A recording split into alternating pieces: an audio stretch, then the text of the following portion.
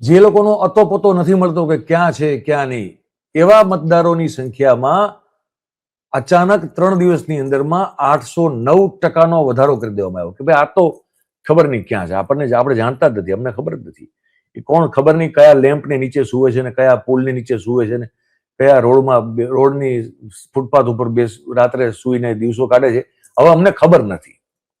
આવું કરીને 809% એવા મતદારોની યાદીમાં વધારો કરી દેવામાં આવ્યો. એક પણ ઘૂસપેઠીઓ, એક પણ વિદેશી આ દરમિયાન આ બિહારની જેમાં ઘૂસપેઠિયાને એના લઈને બહુ દેકારાઓ થયા અને બહુ રાડો પાડવામાં આવી, પણ એક પણ ઘૂસપેઠીઓ કે વિદેશી આમાં પકડી પાડવામાં આવ્યો નથી. હવે આ શું દેખાડે છે કે બહુ જ સમજી વિચારીને ચોક્કસ પ્રદેશ, ચોક્કસ જિલ્લો, ચોક્કસ મત વિસ્તારમાં કરવામાં આવેલી મતદાતાઓની બાદબાકી છે અને જેનું કોઈ વેરિફિકેશન પણ કરવાનો સમય પણ નહોતો અને કરવામાં આવેલું પણ નથી. તમે સમજો આખી વાતને. આપણે શું છે આ બધી વસ્તુમાં રસ નથી લેતા ને એટલે લોકો આપણને હાંકી જાય.